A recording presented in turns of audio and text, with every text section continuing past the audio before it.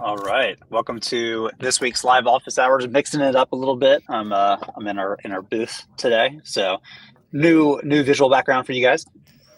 Yeah, it's complicated. We couldn't quite fit us in one frame in the conference room, so we're kind of mixing and matching different locations here.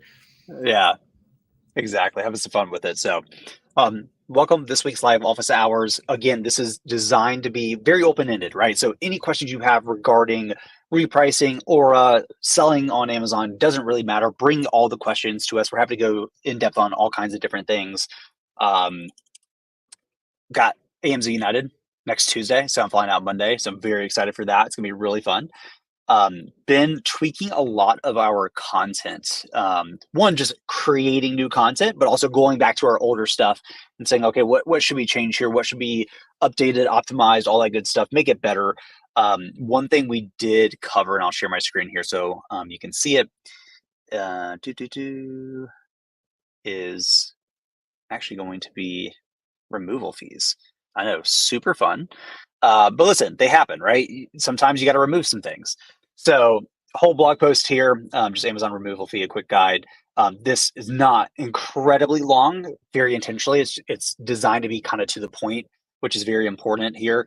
I think a lot of people try to over optimize for length on certain things that just don't need to be.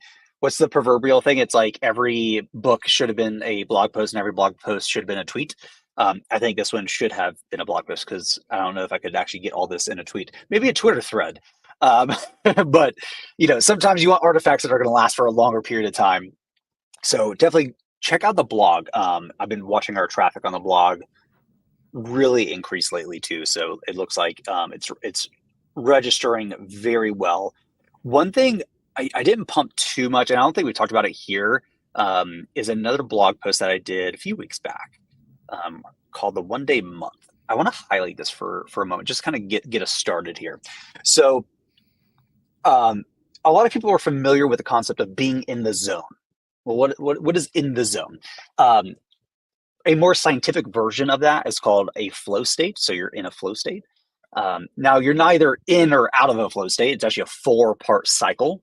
Funny enough, I spend way too much time studying this kind of stuff, but it's very interesting. And so the whole thesis here is um, most people that are working, most knowledge workers, which if you work on a computer, you're a knowledge worker, are doing about 11 hours of true deep work a month. Like that's astounding. But I mean, this has been well studied. So what happens when I'm sorry, I think it's closer to 22 hours.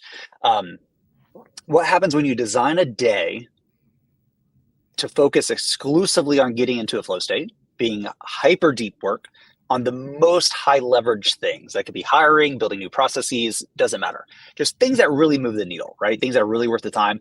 Ideally, big lift things that are like, it would take you a whole week to get this one thing done, but could we do it in one day? As it turns out, you can. So the whole concept here is the 1 day month. Basically, you're getting a month's worth of knowledge work boiled down into a single day in roughly 11 hours, and you break this out pretty well. So I jumped down into like, okay, what is this? Flow, all that good stuff. Link out to some good resources here, but it actually takes a lot of prep work. There's a lot of things you want to eliminate. You want to make sure you're eating healthy, have things pre-scheduled. You're basically trying to remove decision fatigue before you go into this day. So ideally, a day or so before you plan on doing this, you would want to kind of prep, right? Eliminate distractions, break down exactly what you're working on, how you're going to do it. There's a big difference between strategy and execution, right? So what a lot of people do is they just jump straight to execution. I'm just going to go do the work. Well, what is the work?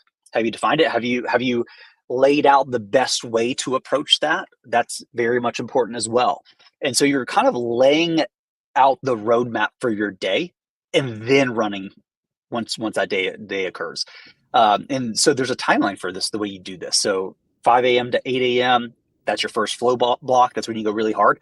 The thing about flow states, again, I mentioned it's not a binary, right? You're not in it or out of it. There's a 4-stage process, and you have to go through it. And so what this is designed to do is say, okay, well, we're going to wake up, go right into a flow state. Then we're going to recover. The thing immediately after a flow state in the 4-phase cycle is recovery. So we're going to do a recovery break. This could be, eating, taking a nap. This could be going on a walk. sauna, anything that recovers you. And then we're going to go into the second flow block from 9 a.m. to 12 p.m. Same thing here, lunch recovery. Third flow block for 2 hours, extended recovery. So you're actually going to increase the recovery time as time goes on. And then we're going to do our last one from 5 p.m. to 8 p.m. This singular thing, I've done this a handful of times. This is not something you do daily. You certainly can. It's highly not recommended. But once a month, once a week. So like maybe you say, hey, Mondays are my 1 day month days. And I have everything planned out. And like, I just know on Mondays, I'm not on Twitter. I'm not doing any of these other things. I'm focusing on solving these massive problems in the business. This is where you want to do that. So I break down exactly how to do this, how to choose the right task, because you don't want to do this on just a bunch of random stuff. You don't want to sit down with a bunch of low-level tasks in your task manager and to-do list or something like that. Just like, I'm just going to work through all these. That's irrelevant. You can do that anytime. This is when you have these, again, big lift things. And you can definitely change things up, right? You can run this twice a week and say, hey, I do admin stuff on Monday. And then like, I'm really changing logistics or whatever, doesn't matter. So yeah, I think it's a really good blog post. Again, it's not super lengthy, which I like. I tried to distill a lot of things into the singular blog post. But this is something that I have used personally and have found very beneficial, especially as a founder. Like you're going to have times where you need and I think you should always have a hit list of your needle moving actions. So things that are high leverage, right? Like hiring is a high leverage action, right? Now, hiring is not just a task, it's a whole project. So I might need to write a job description, a JD, post it, and start sourcing candidates. That could absolutely be a 1 month day thing. I say, okay, cool. The first flow block, I'm really going to get the JD really well refined, figure out salary options, all that good stuff. Second flow block is when I'm going to post everything and start recruiting. And I might even take that second flow block and decide, okay, who am I recruiting? Like what's the profile here before I start reaching out and targeting people? So now I've got a great job description. I've got my target, profile. Now my third flow block, I'm going to spend that whole time just doing outbound, just recruiting, right? Trying to find people. Great. It's a high leverage thing.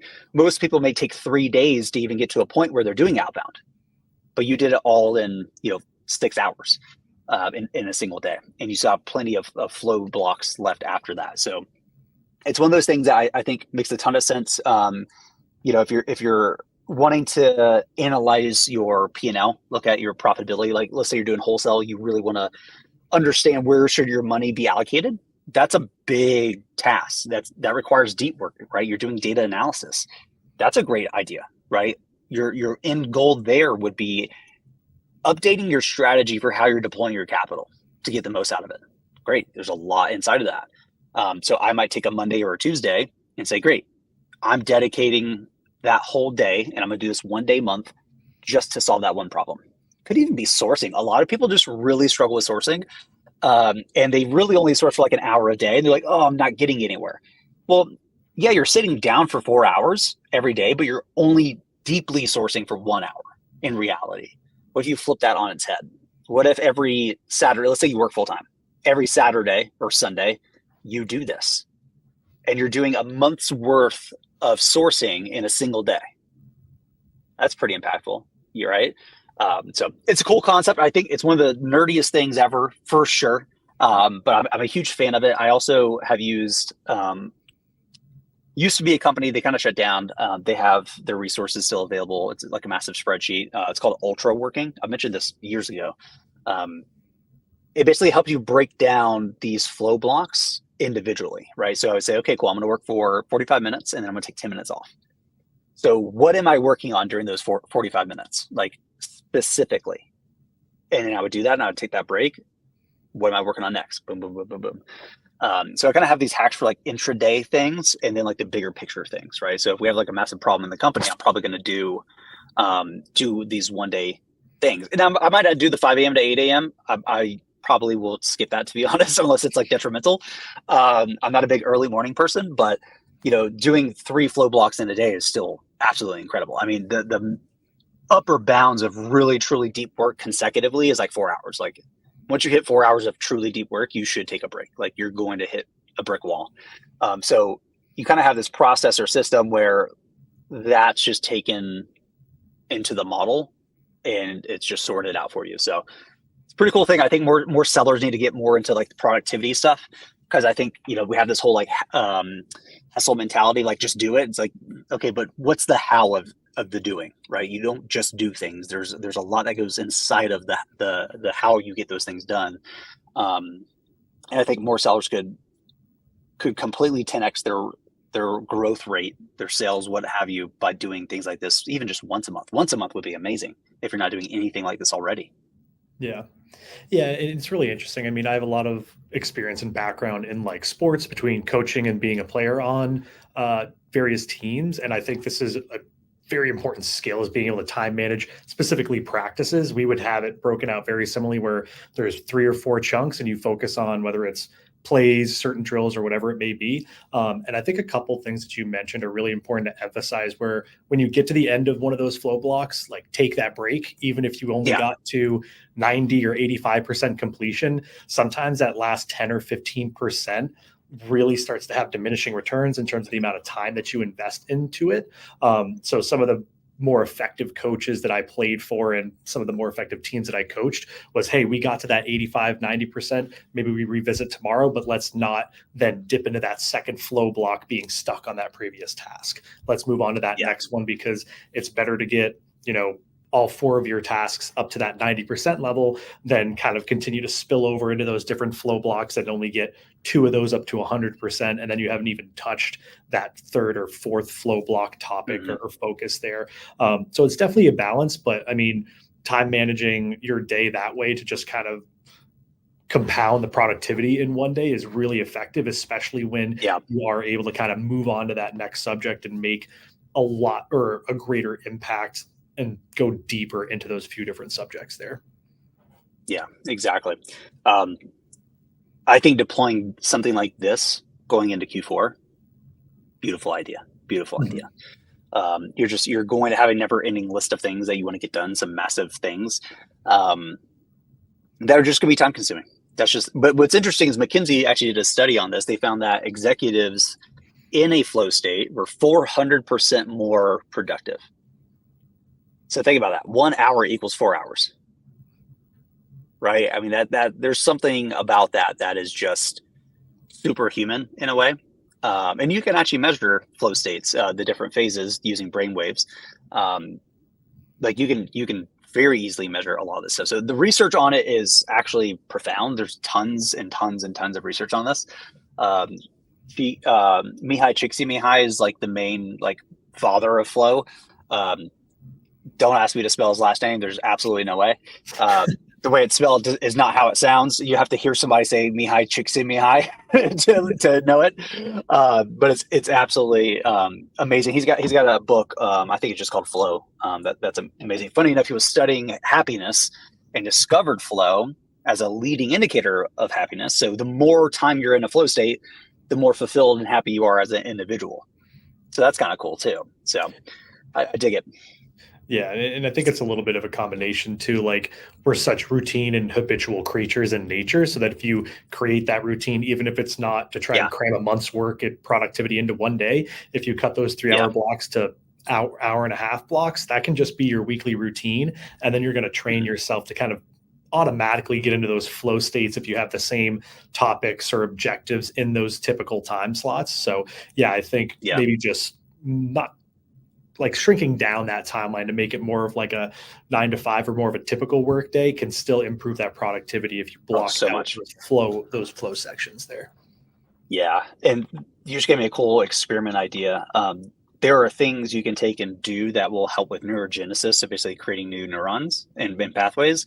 And the saying there in neuroscience is like what fires together wires together. So basically how you learn things, the more you learn it, the more those synapses are growing and connecting and becoming more concrete. And so I do wonder if you could intentionally take things that help with neurogenesis while pushing yourself into flow states if it make it easier for you to do so in the future. So yeah. Welcome to the nerdiness. See, Luke, hi, I'm new using Aura Repricer. Awesome. Welcome. Glad to have you utilizing AI Maven. Happy to hear that. Luke, would love to answer any questions you have, get any more feedback. How are things going so far? Anything you're struggling with that we could dive in and help with, any big questions or anything like that. It would be kind of fun to take a group of sellers on like a 2-week retreat and do this kind of stuff and like teach it, like specifically for sellers. That'd be a really fun thing. I feel like you could do some massive improvements on some things. Yeah, and kind of like you said, especially with like the neural pathways, it's like breaking in shoes, right? Like the more you do that Yeah. function, it's going to continue to just be easier and more natural to get into that flow state. So yeah, it would be interesting to kind of just do a split test or an A/B test of like, hey, these are my time blocks, these are how long they are, this is my typical breaks, and kind of Yeah. see how that productivity changes and then adjust from there as well. I did think about there's a meditation hardware company called Muse. They have like headband that can basically help you measure. It's basically biofeedback for meditation, but you can hack it. You can actually expose the APIs, and so I thought about building a software that would tell me exactly what phase or what stage of the flow cycle I was in. Because if you know what stage you're in, there's actually very specific things you can do to get to the next stage. I was like, oh, it'd be cool to like just measure that while I'm working and have it be like, oh, by the way, you're in the struggle phase. You should go for a walk before you're able to go into a flow state. So that way I'm not like continuously struggling for no reason when all I needed to do was go for like a 10-minute walk, come back, and I'm right in a flow state. I haven't done that yet. That's a fun little experiment I'd like to do. But I love this kind of stuff. It's super fun. Yeah. Yeah, it's interesting. Yeah, having played for a whole bunch of different coaches in different sports, it's really interesting to see how certain coaches would get more out of us depending on just the structure of practice, which seems so simple, but it's definitely a skill to be able to manage your day and your time effectively. Yeah, awesome. So Luke's got a really good follow-up here. So a day after using AI Maven, multiple of Amazon listings have been placed inactive due to too high of a price per Amazon recommendation. So basically potential high pricing errors. What settings can I use to avoid this issue? So I think it's kind of twofold. If you are setting mins and maxes in Seller Central, I would highly recommend you not do that moving forward and attempt to remove those on all your listings. Setting mins and maxes in Seller Central will pretty much only cause problems. They're not very useful. So if that's what's happening, that's an easy fix for you. Nothing needs to be done in Aura. If you're not doing that and still getting those, what I recommend is only for those listings that are getting those potentially high pricing errors, you can actually manually override the automatically or dynamically calculated max values. So you can't override those. Casey, I know you've been working with one of our users on a process for this that was pretty good. You want to kind of highlight that? Yeah, I can't quite remember it specifically or to the T, but if you're running into a high pricing error, that's going to be tied to the mins and maxes. So definitely emphasize what Dylan just mentioned there, removing those mins and maxes, or at the very least expanding those parameters so that the min in Seller Central is lower than that in Aura. Same thing with the max. That max should be higher than what's set in Aura. If you're running to a fair price policy, I think it's referred to, that's going to be the error there.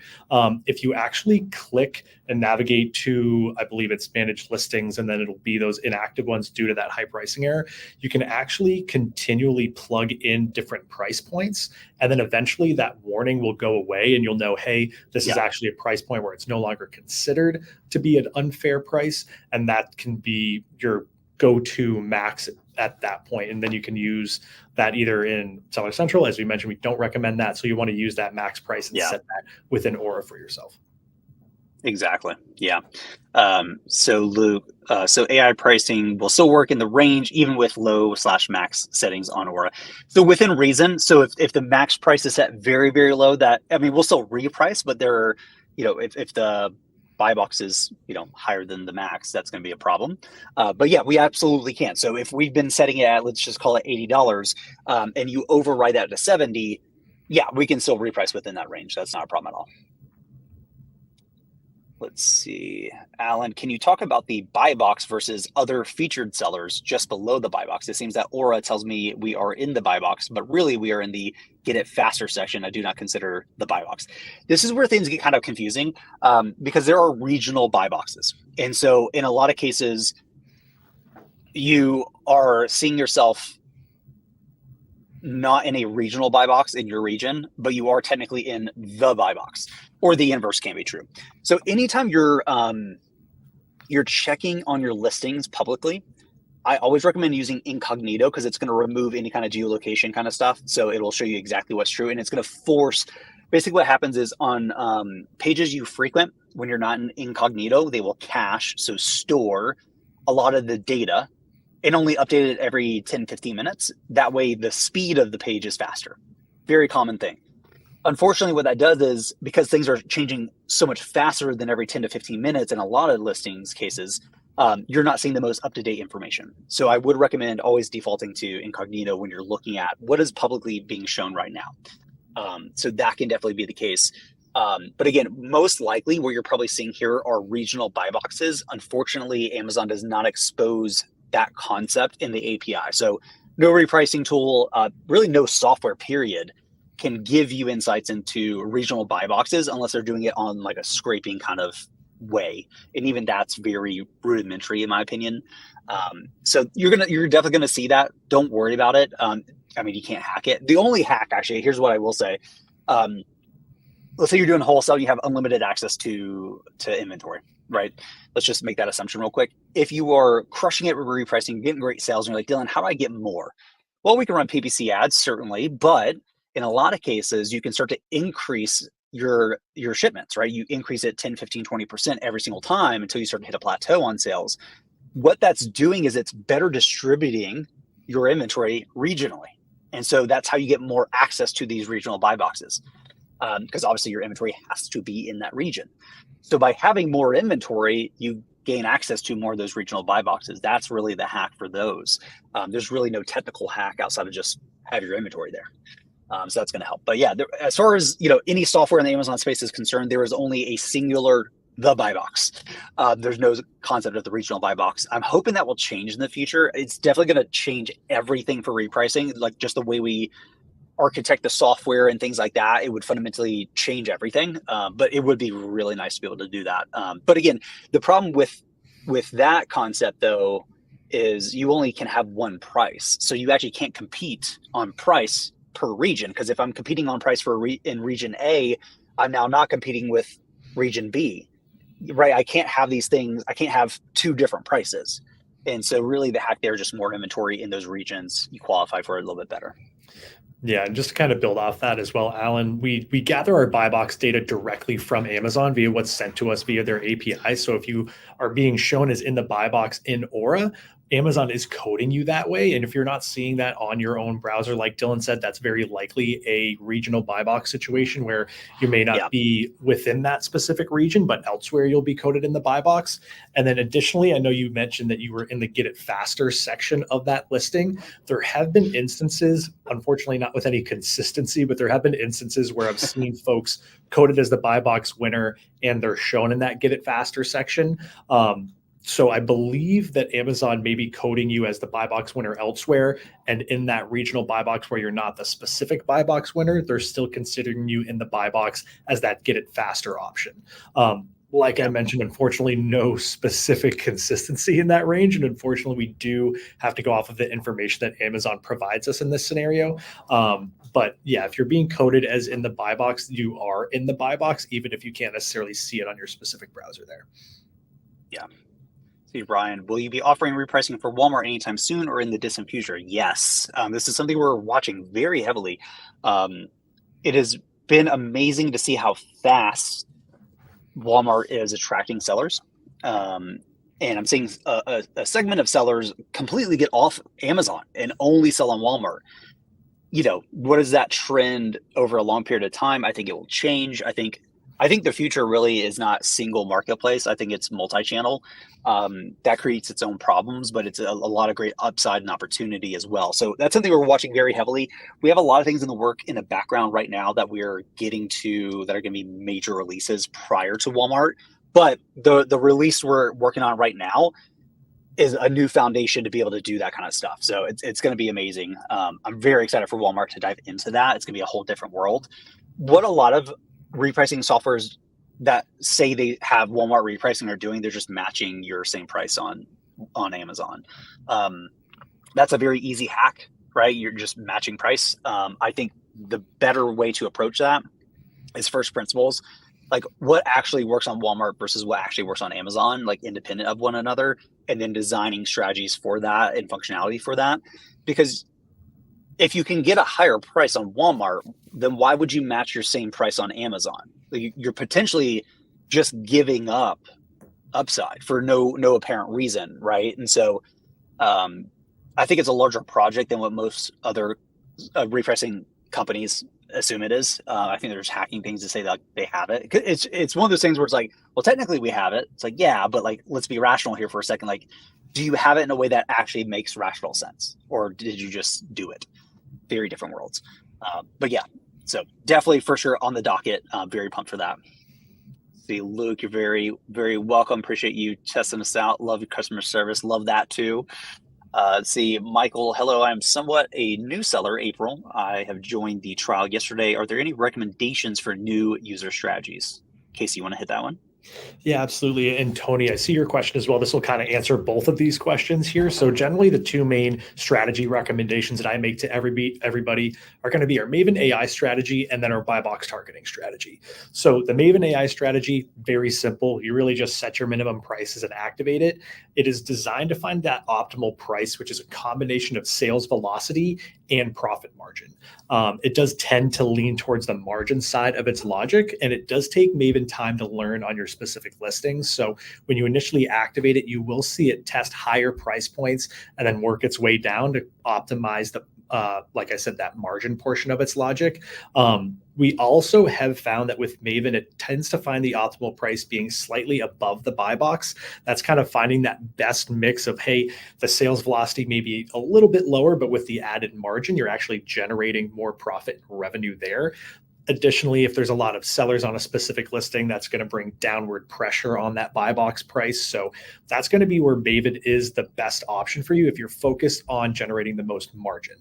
If your primary goal is to either win the buy box or main focus is sales velocity, that's going to be where I recommend our buy box targeting strategy. The default settings within our buy box strategy, when you go to build it in the strategy builder, it is already set up with our best recommendations for winning that buy box. So that's going to be pricing 2 cents below the buy box winner. And then when you become the buy box winner, pricing upwards to try and maximize that revenue as well. The one section where you will just want to double check everything specifically in that buy box strategy is going to be the min and max price section. We have some initial recommendations in that area, but every business is different in terms of margins, ideal mins and maxes, and things of that nature. So I recommend just double checking those settings, making sure that those metrics are going to be what's best for you. But at a very high level, those are my general recommendations. If you're focused mostly on margin, that's going to be Maven. Focused on sales velocity or winning that buy box, that's going to be that buy box strategy there. Nice. See, Alan has a follow-up here. The ones that really irritate me is that merchant fulfilled offers are holding the buy box when I look. Yeah, that's frustrating, right? COVID changed everything, in my opinion, from a logistics standpoint. Prior to that, merchant fulfilled was not a very popular thing. It was not necessarily more profitable because you always had to be lower than the lowest FBA, and like it created all kinds of issues. But then Amazon really started to incentivize merchant fulfilled offers, right? Like logistics were becoming a problem for them. And so they started to push and incentivize more of that. And a lot of sellers got into it. And so even on, SFP, so seller fulfilled prime, what's the difference, right? And so the world we have transitioned to is less of FBA is better than merchant fulfilled and more in what case is it better, right?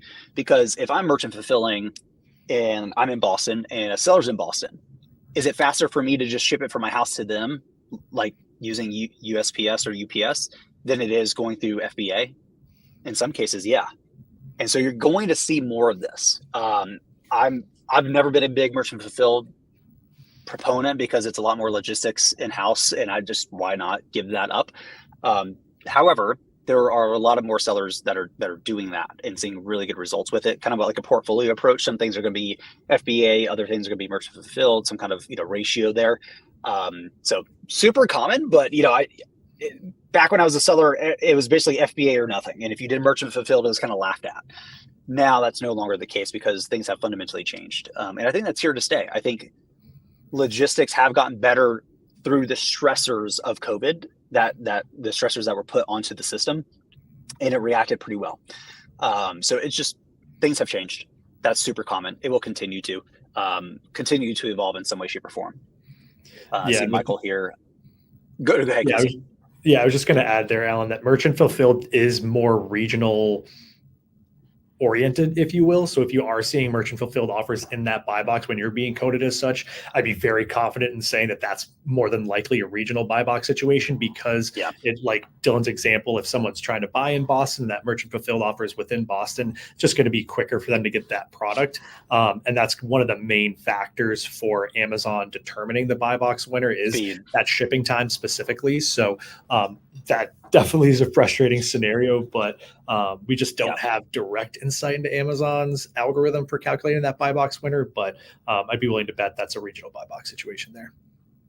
Yeah. See, Michael, not sure Walmart is attracting more, that Amazon is pushing sellers to other options. Yeah, I think that's a really good point, Michael. I think it's kind of both. I have definitely seen a lot of Amazon sellers getting phone calls from Walmart reps and saying, hey, we'd love to have you join our platform. So I think they are being very proactive about increasing the supply side, very much so. But I will absolutely agree that Amazon has made it more difficult. But Walmart will eventually too, right? This is the interesting thing. Like, we're seeing Walmart as early Amazon. So they're in their early Amazon phase kind of right now. And they're learning from what Amazon did that went well and went bad. So I think they will move faster on those things because they don't have to recreate the wheel from scratch like Amazon did. Amazon was kind of the first one to really do this in the way they did it. Whereas Walmart's kind of replicating the whole process. So they're going to learn from those mistakes. Now, what will happen is Walmart as a marketplace will mature. They will hit issues just like Amazon did that will force their hand to do certain things, certain types of ways. There's so many class action lawsuits against Amazon for things like price fixing, monopoly rules, things of that nature. That will also happen to Walmart if they get big enough. So what you have is a mature platform that has a bunch of rules and regulations, because it's kind of like an asset or like net worth, right? When you're young, you don't have a whole lot of net worth. You want to be very, risky, and you're trying to increase it. Once you have it, you want to become very risk averse. You want to protect what you have. I think Amazon's less so in the we need to grow at all costs phase, and more so we need to protect the asset we have. Now, they make way more money with Amazon Web Services, so AWS, than they do with e-commerce. So they're going to protect their slice of the pie and not really do these kind of incumbent things. But Walmart, funny enough, is acting as an incumbent, meaning a newcomer, and they're going to be able to operate slightly different with less regulations than Amazon is. So you see this in all kinds of industries, new marketplaces, things of that nature, very common. I mean, look at eBay back in the day versus today. Like, now you get suspended for doing anything. It's just the maturing of a platform, of a marketplace, really. So again, this will also happen to Walmart, given a long enough time horizon. Probably a lot faster than it happened with Amazon, because Amazon's now the case study for this, and regulators are going to eventually be looking at Walmart the exact same way as Amazon and say, well, why should you be different? And blah, blah, blah, blah, blah. Things will change 1,000%. But I've said this for the past decade, right? It's a industry that is maturing over time, like any other industry, and that comes with more regulations, more problems, things of that nature. But that's not a bad thing. In my opinion, that's a good thing, because it means less people are trying to compete with you. When 15 years ago, Amazon was very easy, Wild West. You could make money with your eyes closed. So everybody did it, and the competition was just insane. That's changing. And so as a industry matures, it requires you to mature with it. And I think that's super important. This is not like internet money anymore. This is like a real business. You need insurance and things of that nature. And I think a lot of people push against that, but personally, I think it's a good thing if you're willing to do the things that get you in there, right? So as long as you view it from that perspective, you're going to be fine. I could care less about the changes. It's really just, what does that change mean for me, and how do I need to change with it? And do I want to, right? In some cases, that's not the case. But in a lot of cases, it probably is. See, Luke, how many products can I utilize Hyperdrive setting on? Does it depend on subscription? It does. So depending on what subscription you're on, you have a certain number of AI credits, so how many listings you can apply Maven to, as well as how many Hyperdrive credits you have. Now, the true cap, no matter what tier you're on, is 50 listings at one time. So, right, so in parallel, you get to choose which ones. So depending on what tier you're on, basically, you'll know. And actually, if you go into billing, and if you go to settings, billing, plan, you'll actually see how many credits you have available and how many you're currently using. So you'll be able to see that pretty easily. Yep. Yeah, the Hyperdrive starts at 5 credits on the early stage plan, and then moving up to Essential Plus and Pro, it's going to be 10, 25, and then that max 50 on the Pro plan. Yeah. See, Tony here. Does Walmart have a similar FBA platform, or is it all seller fulfilled? Michael actually jumped in here. Yes, they do. It's called WFS. I have not used it. Yeah. Again, they're going to play the Amazon playbook 1,000%. I would guarantee money on that. Let's see, Tony, where can I get one of those swag or t-shirts? Tony, send me an email, Dylan@goor.com, DILLON @goor.com with your shirt size and your address, and I'll get you some shipped out. Would love to do that. I got a budget set aside for shirts now. And if you're going to, by the way, Jack's going to see us at AMZ United. If you're going to be at AMZ United, I've got like 200 something plus shirts I'm taking with me just to give away for funsies, because people love our shirts, and I love that you love our shirts. And I learned my lesson at Miami Seller Conference, only having 7, so which were not meant to be given out, but they got given out because people wanted them so bad. So, yeah. Oh gosh, Tony. Okay, enough business talk. When are we discussing movies, TV shows, and books? We did that all last night as a team. Actually, talked about all kinds of good stuff. Casey's going to see a cool movie tonight, actually. Yep. Yeah, I'm going to go check out the new Alien movie so I can report back next week, and hopefully it'll be positive reviews. I tend to be biased in that franchise, but I'm excited for that one. Yeah. So I'm not seeing Rounders. I know it's on my to-do list, but I'll get to it, I promise. See, Michael, from your perspective, at the end of the trial, what does success with your product look like? I know there might be a different answer for each seller, but I'm curious from product owner as well as experienced sellers. Okay, so I love this question. It's such a good question. And I have, I think, a pretty good answer. The trial is ungated, meaning I don't ask for a credit card when you create the account. I actually hate when companies do that, because you're like, I'm literally here to test it, right? And what does repricing do? Well, it helps you make more money and more sales and all that good stuff. So my go-to, especially for sellers that are like, I'm kind of on the fence, I'm not sure if I need a repricing tool quite yet. When do I know to get started? I say, well, listen, if you're already asking the question, you should probably consider it. But here's how you definitively know if it worked out for you. Did you make more during your free trial than what it would have cost you to pay for it for the whole month? If you did that, there's a positive ROI and you're good to go. So success to me by the end of your trial is you have made at least more money than what it would have cost you to pay for that whole month. So if you would have had to pay $97 on the essential tier, let's say you made $200 in additional profit, it paid for itself. Worth it. That's kind of my philosophy there. Now, yeah, to your point, are there a bunch of little subtle differences for each individual seller? Absolutely. Every seller's in a different phase, right?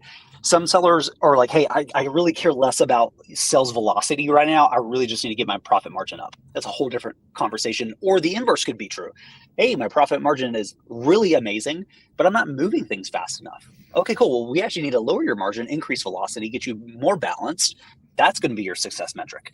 But on the whole, here's how you want to view it. Did you make more money during the trial before even giving us a credit card? And this is true for any repricing company, not just Aura, right? This is when you're testing other tools, like a lot of people do. How did it perform? Did it actually make you more money? And in some cases, you might have tested 2 different repricing tools and both made you more money technically, but which one did the best job, right? At the end of the day, repricing is a performance-based thing, right? That's really how I tend to recommend thinking about measuring success during your trial and towards the end of your trial. Like, because at the end of your trial, you're going to be asking yourself, do I continue? Is this worth paying for? And for me, let's get to the math on it. Show me the financials, right? And if that checks out, easy decision. Because technically, it already paid for itself, so you're not actually coming out of pocket. that's a good thing, right? That's what I love about how we built this is like people be like, oh, well, I have to pay for it. No, you don't. Go through a free trial. Let us personally onboard you. It doesn't cost any money. It's like 20-ish minutes. And if we can't get to you for a week and a half and you have a 2-week trial, we'll reset your trial. Like, I want you to have a full 14 days of using the tool, not spending half of it just trying to get it up and running. And on average, most people get up and running in 10 to 15 minutes. Like we track this. So we're trying to compress the amount of setup time so that you're maximizing the performance during your trial to really be able to make that decision. Because our entire team is biased, right? As we should be. We love what we built. But I like being able to look at things and measure things where bias can't come into it. Like I can't be like, well, you like us better. Yeah, but you didn't make me any money. Well, that's true. I can't really argue against that, right? So like we need to have these kind of conversations. So for me, anytime somebody's like, hey, I'm thinking about joining Aura, but I'm not quite sure. Great. Here's what you do. Start a free trial. Don't give me a credit card. Schedule an onboarding session. Let's make sure you're set up correctly, answer all your questions. You feel really comfortable with the platform. You're set up for success. At the end of your trial of fully utilizing it for 2 weeks, you tell me. I'm not going to sell you. We don't do sales here. You tell me, right? We're more product led than anything else. And I think by making that decision and not being sales driven, it means that it's very clear if it worked or not. You're not going to have a salesperson, try to hit you up and hit you with all these objection modifiers and all these kind of crazy things and try to psychologically hack you. Nope. Did it work? Awesome. You tell me if it worked. When I do these lives and people are like, well, why is it better? And I have some pretty good answers, but at the end of the day, I try to say, listen, you tell me why it's better. Go use it. Anything I tell you is going to be biased. So you tell me. Yeah. And I think by having that approach, it makes it better. Go ahead, Casey. Yeah. Sorry, I didn't mean to jump in there and cut you off, but I've seen some other folks kind of measure success typically in that way. And one other way is when you use tools like a repricer, one of the main benefits you get is time back in your day. How much time are you actually saving instead of manually repricing your inventory?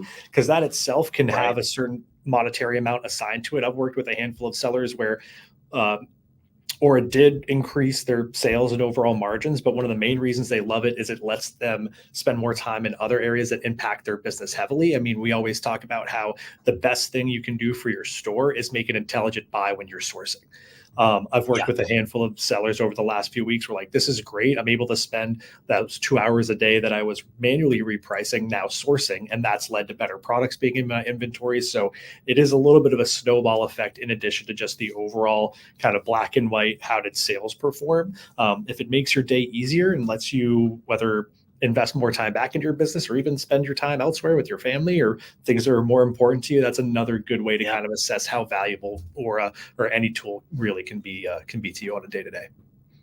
And if you're manually repricing, you're literally working for pennies, by the way. When people say, hey, you should outsource things that are, if your time's worth $50 an hour, you should outsource everything, that you could outsource for half the rate for $25 or less. Manually updating your pricing is not only inefficient and ineffective, it is literally something you can outsource for pennies on the dollar. So like you're working for pennies, not even minimum wage. Like it's literally worse than that. So see, Michael, thank you for those answers. Makes sense. And your trial period and not requiring a CC is very smart and appreciate it. Awesome. Glad to hear that. We've been sellers. Like James, my co-founder, and I have been sellers. We've used our competition. I've gone through gated trials and I can't stand it. So we tried to design things with sellers in mind first and foremost. Like, what would we want if we were still sellers, and like how would that translate? And most of the times when you view it that way, you get the right answer, and it just makes it better. It holds us accountable too. I think that's the biggest thing, right? Like I don't have a credit card on file where I'm like, well, I'm still going to charge you if you forget. It's like, nope. Like you have to intentionally give that to me during the trial, so I got to prove myself. That's so important. Let's see, Michael, one more question. Can a repricer help with a bad buy? For instance, I bought a product that had 4 sellers 1 month, later had 80 and prices well below cost. I know a repricer is not a miracle tool, just curious as I set up my inventory with strategies. Great question. Glad you brought this up. To Casey's point, repricing tools are multipliers or amplifiers of good inventory, right? If you have really amazing margins when you bought it and that's holding true, easy work. Now, I don't care how seasoned of a seller you are, you will have things that you need to liquidate. So the way you want to think about this, I kind of think it through phases, right? Your first liquidation phase is you're willing to go to break even just to get your capital back. If you can do that, that's still good. There are cases, however, where you're going to lose money. So can repricing still help with that? Yes. Here's how you do that. What I recommend is you have a strategy called liquidation. And we have a whole liquidation strategy guide and stuff like that too. You basically set your ROI minimum to 0%. So that's your break even. Let's just say for listing A, it calculated that to $20. But now let's say that really the market's at $15. So you're going to have to lose $5 to get sales, to get your capital back. Here's how you do that. You manually override that 0 ROI minimum. I intentionally recommend doing it this way because you still need that reference point of where do I break even? I think that's important. You could definitely, you could have like negative ROI values. I actually don't like that as an approach because I think you need to anchor to something, and your anchor should be break even is like really like your base floor, but you got to go beneath that. And so what I would do is I would say, okay, well, my break even is 20. So anything less than that, I will be losing money. Again, a lot of times I'm okay with that because I want my capital back, and like it was a bad buy. I'm now going to lower my min to $12 to have more margin to reprice within. If you do it that way, then yes, repricing will still be able to help you move inventory. If you get rid of profitability for a moment and cost and all that stuff, repricing can help, period. It's just, are you willing to accept sales where the market is currently at? That's the hard. It's more of a psychological problem than it is a technical problem. You could technically have a $0 or a $1 minimum and an $80 max. Wherever the market goes in that, we got you. But are you happy with a $3 sale? Probably not. But if that's where the market's at, that's probably where you need to be at, assuming it's not a short-term blip. And I think that's another thing to really keep in mind. Before you go into liquidation mode, you really need to look at Keepa and say, okay, is this a short-term thing that I can wait out? If so, sales will halt. You're going to wait for it to rebound, get your profits, take it out. However, and I've had that. I've also had the inverse, which is it's tanked, it's not coming back, and I just need to get my inventory out. Great, do that. The faster you can make those decisions, I think the better from a cash flow perspective. Because a lot of sellers, and this is very true for trading stocks. Oh gosh, I forget what the fallacy is. There's basically two fallacies in behavioral economics that speak to both ways of this. Basically, you're waiting for, you expect to sell it at $30. It's currently at 15. You're like, I'm just going to wait for it to come back to 30. Why do you assume it will come back to 30? Now, if you have some data that can prove it's very likely that will happen, great. If you have data that points to the inverse, as in it's not going to come back to 30, then you can hold it all you want. You're not selling it for 30. You're going to sell it for 15 all day. Make that decision.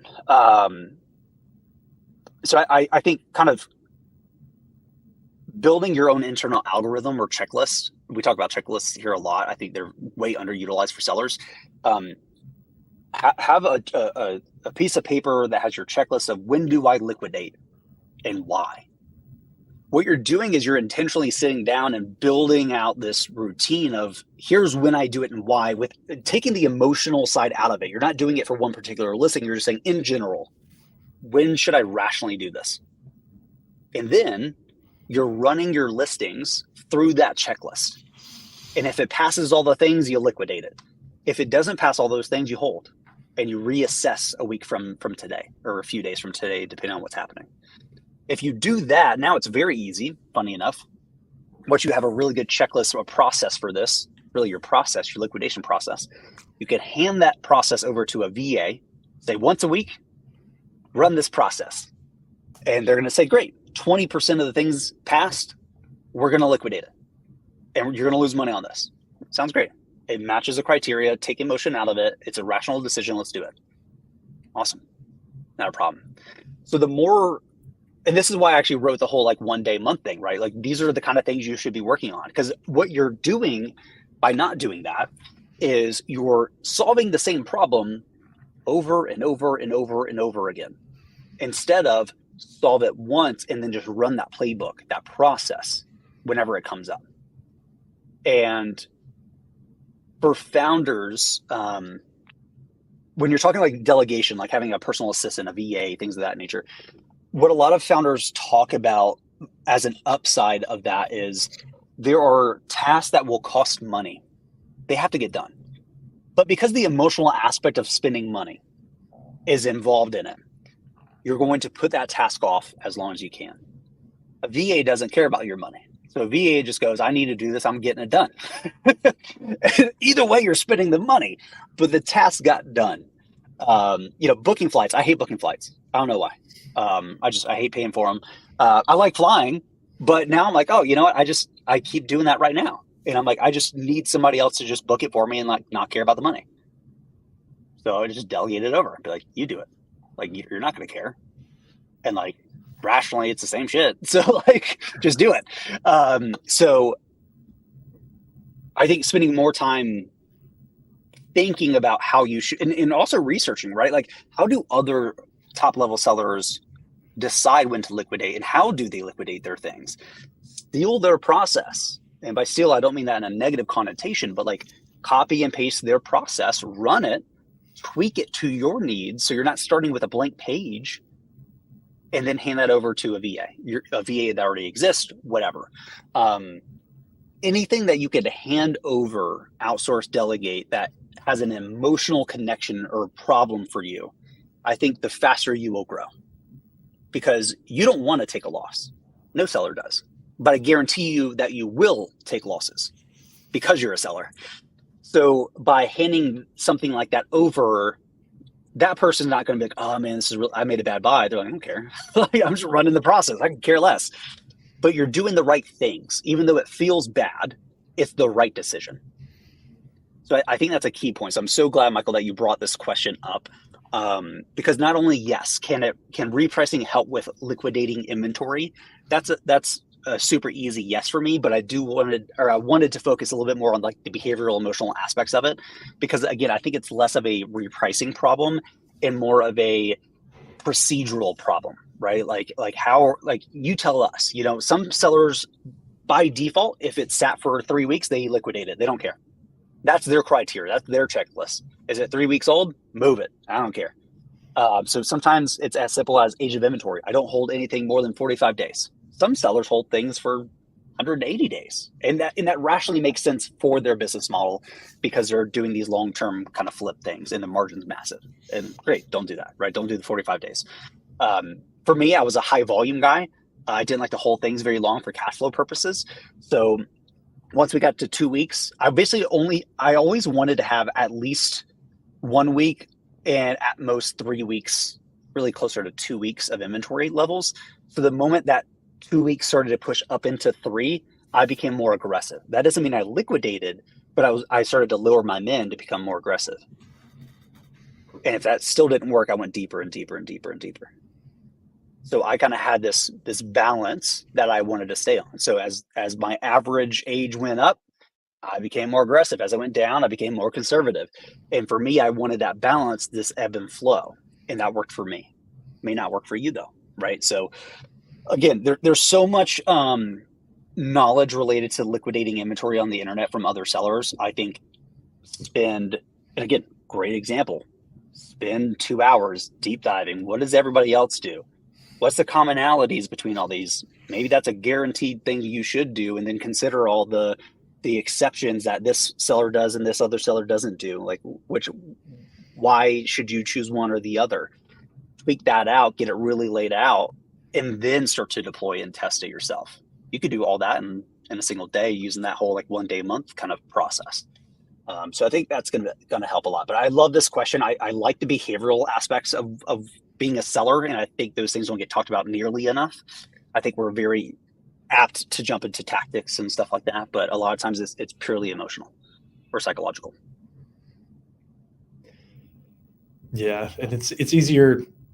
We're very emotional creatures in nature, so it's hard to kind of disconnect from that. But one of the best things you can do is when you make a bad buy, recognize that and quickly kind of Yeah. adjust accordingly. Because then, if you have it, on the shelf too long, then storage fees start to hit, and then it becomes an even worse buy over time. So if you have a Right. system set up, you can effectively decide, hey, this is now in the yellow, maybe the red soon. Got to start to liquidate it, be a little bit more aggressive, and then as you get that capital back, then you try to refocus that capital into making more intelligent buys so that doesn't happen in the future. But yeah, kind of quickly developing a process, or like you said, Dylan, having your kind of 2-week lead time and then getting more aggressive as it dips into the 3-week timeline. Just having some sort of process you can take the emotionality out of it will be beneficial to you in the long run. And it'll take kind of the, oh, but I thought that was going to be a great product for me. It's like, well, the data shows it's not. Let's kind of make that decision and move on to the next one. And what's nice about turning this into a clear process, if it's not working, you go and find the actual piece that's not working, you fix that, and you rerun the process again, and that problem you were dealing with immediately goes away. I did this with sourcing with wholesale, right? Like I made a few bad buys and I went back and was like, okay, let me create a checklist for what to look for so that if I see it, I won't buy it. I'm not looking for reasons to buy, I'm looking for reasons not to buy. And then those problems that we're having just evaporated, just completely went away. And I'm like, oh, that's great. And if I found a new win, I added it to my checklist and I never had that problem again. I just always avoided those signals. So super, super helpful. Let's see. It sucks more when you do everything right. Research, Keepa, test buy, sell through, then reorder, and price tanks. That's when it sucks. It does. It very much does. But welcome to being a seller on Amazon, right?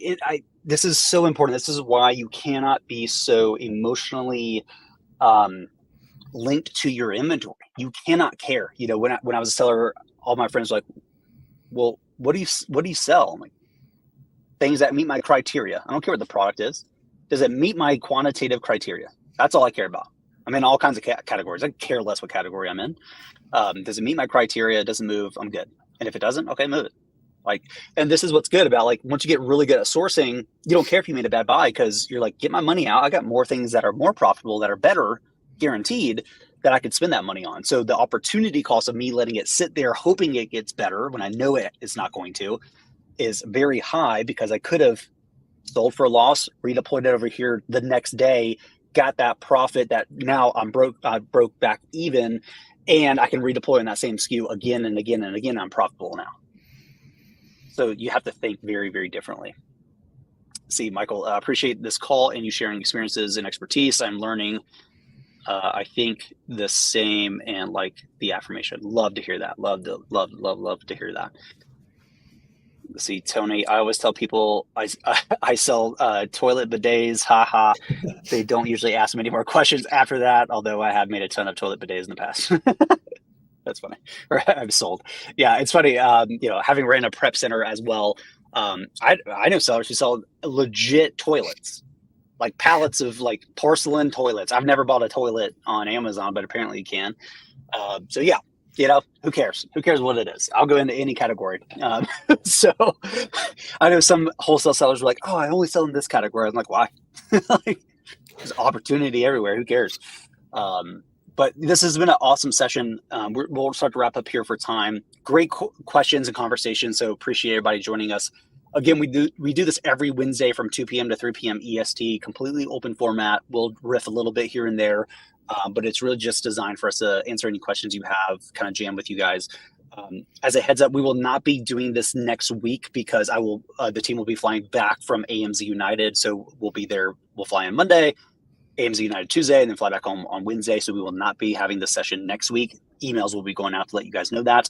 But the following week, we'll get right back to it. If you have any further questions before that or during that period, please don't hesitate to reach out to support, Casey, Finn. We're always here to help. So any questions you have, we'd love to. Yeah. Building off that, won't see you folks next week, but we'll be back in 2 weeks. And yes, I'm always there in chat, folks. If you have any questions, feel free to reach out via that chat function right in your account or via email at hello@goaura.com. Always happy to take a look at strategies, take a peek into your account, make sure everything looks good, or just answer any general philosophical high level questions for you as well. But yeah, today's been a great session. I hope you folks have a good rest of the week, and we'll talk to you soon. Awesome. Have a good one, guys.